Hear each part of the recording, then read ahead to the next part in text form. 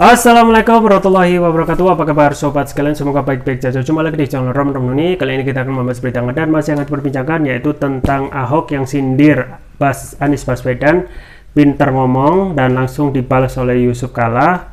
Pilih yang mana, pintar bicara atau pintar marah? Nah, pilih dua-duanya. Ini yang sesuai yang dilansir oleh wartaekonomi.co.id. Langsung kita baca dan kita ulas. Warta Ekonomi Jakarta, ex-Gubernur DKI Jakarta Basuki Cahayapurnama alias Ahok diketahui pernah mengungkapkan curahan hatinya atas rangkaian peristiwa dan perjalanan hidup yang ia lalui, termasuk ketika kalah dalam Pilgub DKI 2017 lalu. Masih kata Ahok, ia mengatakan turun jabatan tidak mungkin akan berlaku oleh si pinter ngomong. Diduga sindiran Ahok tersebut ditujukan kepada Anies Baswedan. Kita tidak berbicara politik, tapi 5 tahun lalu Tuhan izinkan kasih ke orang pintar ngomong itu kerja, ucap Ahok. Disambut gelak tawa penonton di acara reuni relawan Hip Hip Hura. Pernyataan Ahok ini pun langsung dibalas oleh ex-wakil Presiden Yusuf Kala. Ia bahkan menduga hal itu pula yang membuat Anies Baswedan bisa meraih banyak simpati publik. Kalau boleh mengatakan kenapa Anies ini disenangi publik, karena cara dia berbicara, tutur JK. Wapres yang pernah mendampingi SBY sekaligus Presiden Joko Widodo itu tak menampik kemampuan berbicara serta mencitrakan diri dengan baik sangat penting dalam dunia politik. Kemudian halaman berikutnya, walaupun dikatakan oleh Ahok, wah karena pintar bicara pintar ngomong, ya lebih suka mana, yang pintar bicara atau pintar marah? Ahok kan marah, tugas jika. Yusuf Kala sendiri diketahui punya kedekatan yang cukup baik dengan Anies Baswedan. Jika disebut-sebut sebagai bapak asuh Anies yang banyak membimbing karir politik sang mantan Gubernur DKI Jakarta. Akademisi Rocky Gerung kemudian mempertanyakan apakah JK juga akan menjadi kingmaker Anies di Pilpres 2024 atau tidak. Ada kecurigaan Yusuf Kala akan jadi kingmaker buat Anies. Orang baca bahasa tubuh Pak JK, apakah Pak JK akan mengasuh Anies atau akan memanfaatkan suara Golkar, kata Rocky Kamis 24 November 2022. Gampangannya Erlangga apa Anies, karena Pak JK punya resource ekonomi dan politik yang besar, sambungnya. Rupanya JK mengaku memiliki preferensi tersendiri terkait sosok capres yang akan didukungnya 2 tahun mendatang. Sebagai pribadi saya punya prinsip, saya memiliki kriteria, saya punya objektivitas, pungkasnya. Ya sobat sekalian, jadi memang sebenarnya hal biasa saja ya dalam hal pintar ngomong, karena setiap politisi termasuk Ahok ataupun Anies ya pasti juga mempunyai kelebihan dan kekurangan masing-masing. Tapi saat ini memang citra Anies itu benar-benar bersinar, tidak hanya kemampuan komunikasi politik yang baik, cara dia berbahasa yang santun dan juga bisa diterima oleh publik, dan juga ide gagasan yang disampaikan oleh Anies kepada konstituen ataupun simpatisan ataupun relawan itu yang lebih enak diterima. Nah, kalau dibandingkan Ahok, memang kecenderungan yang kita dapatkan adalah sering suka marah ya, kemudian juga pembawanya yang tegas, tetapi keduanya sama-sama punya ide gagasan dalam membangun kota. Kalau misalnya dibandingkan antara Ahok dan Anies ya, keduanya mempunyai kelebihan dan kekurangan masing-masing dalam hal misalnya membangun DKI Jakarta. Yang paling pasti adalah masalah Jakarta yang paling pelik, yaitu kemacetan dan banjir, itu sama-sama belum bisa terselesaikan. Tapi untuk elemen-elemen kecil ya ataupun elemen dasar yang dibutuhkan masyarakat itu kurang lebih masih sama ya, masih sama di antara kebutuhan pokok masyarakat, pangan, sandang, papan, dan juga kesempatan lapangan kerja yang saat ini yang ada di DKI Jakarta meskipun turun, tetapi angkanya juga tetap naik.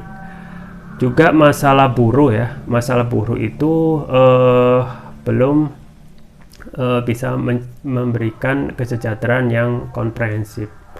Nah itu memang kalau kita melihat yang kalau memakai sistem saat ini, yaitu kapitalis ya, akan susah ya memberikan kesejahteraan yang nyata dengan nilai-nilai misalnya upah minimum ya, padahal manusia itu selainnya digaji dengan cara yang layak.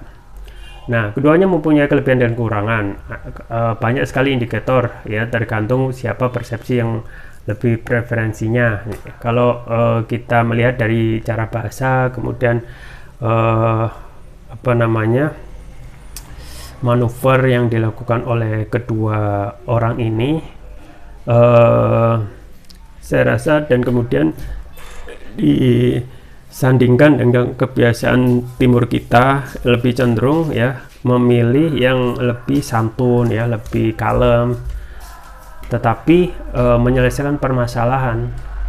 Nah, apakah Ahok tidak menyelesaikan permasalahan? Juga terselesaikan, tetapi Ahok dari segi komunikasi dan juga manuver politiknya kadang banyak yang sifatnya ya tidak konsisten gitu ya. Kemudian juga banyak permasalahan kemarin ketika jadi gubernur DKI Jakarta yang belum terselesaikan. Nah, memang untuk Anies ya kedepannya kita ketahui tantangan ke depan Anies itu akan lebih berat lagi, mengingat pada saat safari ataupun pemilu itu sudah dekat, kira-kira setahun 2 bulan lagi, dan sudah mulai itu nampak yang namanya hadangan dari segi penyerangan yang sifatnya personal dan juga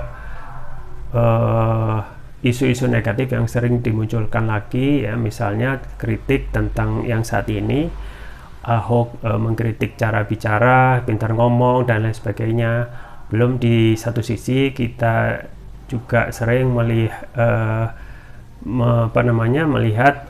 pemberitaan dari Ruhut yang suka menyerang Anies dengan statement negatif dan juga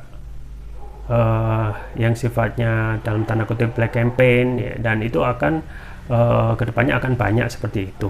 Nah, memang ya kalau kita melihat cara komunikasi dan juga berbicara Anies dengan Ahok, kemudian kita sampaikan mana yang lebih suka, preferensi masyarakat Indonesia lebih condong yang lebih bisa diterima yaitu yang lebih kalem seperti Anies. Dia bisa komunikasi dengan baik ya, tidak marah-marah, atau komunikasi yang baik, santun dan tidak marah-marah itu tetap sama menyelesaikan persoalan masyarakat.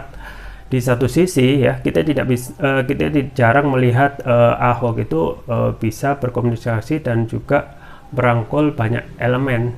Dia jarang sekali mendatangi elemen-elemen dari masyarakat yang tentunya itu sangat penting ya untuk membangun kedekatan-kedekatan yang sifatnya emosional, karena warga itu juga perlu untuk didatangi dan diajak komunikasi terkait untuk komunikasi yang baik dan juga untuk memperkenalkan personal diri ya, baik Ahok ataupun Anies. Nah, kita ketahui Anies kedepannya masih banyak PR ke depan. Di antaranya adalah pertama serangan hadangan yang akan dipropagandakan oleh pihak kubu istana. Yang kedua, kedepannya juga kritik pedas terkait kinerja Anies yang ada pada saat menjadi gubernur juga akan pasti dikritik. Pun juga black campaign ya, itu akan lebih banyak lagi mengangkat isu-isu negatif seputar politik identitas, kemudian negatif campaign ya, kekurangan-kekurangan, dan ingat juga potensi yang juga mempunyai ya yang harus diwaspadai adalah tentang kasus yang coba diangkat lagi oleh KPK, yaitu kasus Formula E. Meskipun ini tidak kita ketahui tidak ada ya dugaan yang kuat ada unsur penyalahgunaan kekuasaan atau korupsi lah kalau kita lihat, karena dari segi penyelenggaraan Formula E sukses besar ya, sukses besar meskipun memang ada penundaan karena kan 2 tahun itu COVID dan lain sebagainya. Jadi tapi dari sisi Anies, kabar baiknya adalah dia menyadari ya, meyakini bahwasanya ke depan tantangan itu akan lebih berat, tapi itu hal yang biasa ya, nggak mungkin juga seseorang yang ingin dalam kontestasi itu tidak ada penyerangan yang sifatnya personal ataupun bersifat mengungkit ide-ide yang kurang, misalnya dalam hal dulu menjabat gubernur. Nah itu pasti akan ada ya, termasuk juga isu-isu negatif tentang politik identitas, kemudian dikaitkan dengan kelompok yang dekat dengan radikal ya, dan juga dilekatkan juga dengan kelompok intoleran. Tetapi kelebihan dari Anies yang juga kita ketahui, yang disukai oleh banyak orang adalah ada hal persepsi yang kita ketahui, yaitu saat ini ya, dengan adanya kondisi negeri ini yang carut marut, Anies dipersepsikan sebagai antitesis dan juga mempunyai karakter yang motifnya ke depan adalah perubahan. Nah, kan kita ke depannya kalau politik ini tidak berubah secara ekstrim, cuma ada 3 calon presiden yang mempunyai potensi untuk maju di Pilpres nanti, yaitu Ganjar ya, kemudian Prabowo dan Anies. Nah 3 ini saja yang paling akan maju, yang kita ketahui mempunyai prospek besar ya untuk siapa yang akan mendapatkan suara terbanyak. Pun juga pemilu yang kita khawatirkan adalah tentang tidak hanya oligarki yang masih belum terfikirkan untuk bagaimana menghilangkan biaya pemilu yang mahal, karena oligarki masuk dari biaya pemilu yang mahal, dari itu biaya kampanye, kemudian pembiayaan saksi-saksi dan lain sebagainya. Pun juga yang menjadi menjadi PR adalah pemilu ini yang jujur dan adil, karena bagaimanapun juga ya, melihat pengalaman pemilu 2019 antara Jokowi dan Prabowo, kita ketahui ada isu yang kalau mengatakan Prabowo itu sebenarnya menang, kalah karena ada kecurangan yang sifatnya signifikan. Nah kita ataupun para relawan ya, simpatisan harus melihat potensi kecurangan ini ya sebagai halangan terbesar dari Pilpres nanti. Jadi kalaupun nanti nggak jadi calon ya, bakal calon ya, kemungkinan akan ada yang namanya protes sosial. Pasti akan ada protes yang sifatnya masif, karena saat ini rakyat itu dalam tanda kutip sudah jengah dengan kondisi sekarang yang carut marut, dan juga banyak sekali ya pelanggaran-pelanggaran yang dilakukan oleh istana yang memanfaatkan sumber daya yang ada sekarang. Makanya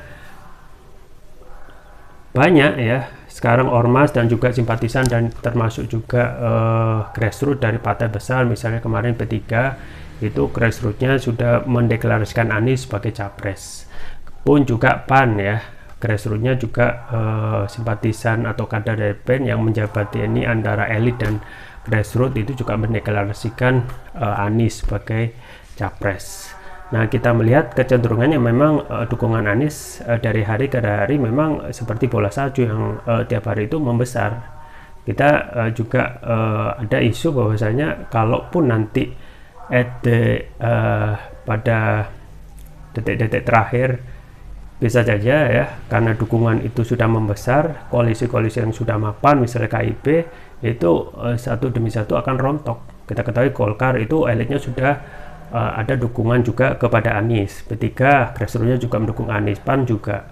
Tinggal apakah dengan dukungan yang besar ini ya, Anies itu akan mengulangi lagi ya, sama seperti kemewahan pada saat pemilu 2009 ya, 2009, di mana SBY itu menang dengan suara yang signifikan. Bahkan pengamat mengatakan kemewahan SBY itu walaupun disandingkan dengan tiang listrik pun pasti menang ya, karena memang dan akhirnya SBY menang 60% suara. Dan apakah itu nanti terjadi pengulangan kepada Anies ya, kita tidak tahu. Tapi saat ini memang Anies efek ataupun gelombang yang terhadap dukungan terhadap Anies itu sangat-sangat masif ya. Tinggal bagaimana mengalahkan satu musuh yang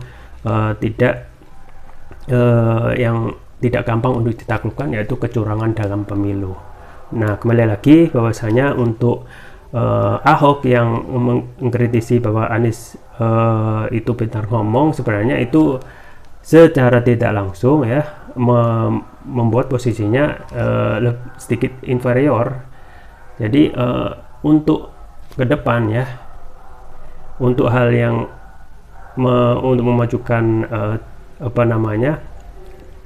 menyerang Anies itu ya, jangan menyerang yang sifatnya negatif ya. Seranglah dengan mengajukan gagasan-gagasan yang positif, yang itu akan bisa menarik menarik simpati dari rakyat, dan juga itu akan bisa setidaknya setidaknya kalau tidak sama, minimal sebanding lah ya terhadap Anies yang sama-sama dalam hal kampanye itu terus menerus ya lebih condong untuk mengeluarkan ide gagasan daripada menyerang salah satu calon ataupun personal tertentu. Ya, kita tunggu saja ke depannya ya tentang kiprah Anies, dan juga kemungkinan besar halangan-halangan ya dari negatif campaign, kritik pedas dan lain sebagainya, yang tentu saja itu pastilah Anies sudah merasakan itu hal yang biasa, tinggal bagaimana memanagenya menjadi lebih baik lagi. Itu saja yang bisa saya sampaikan, semoga bermanfaat. Jangan lupa like, share dan subscribe. Sampai jumpa lagi. Wassalamualaikum warahmatullahi wabarakatuh.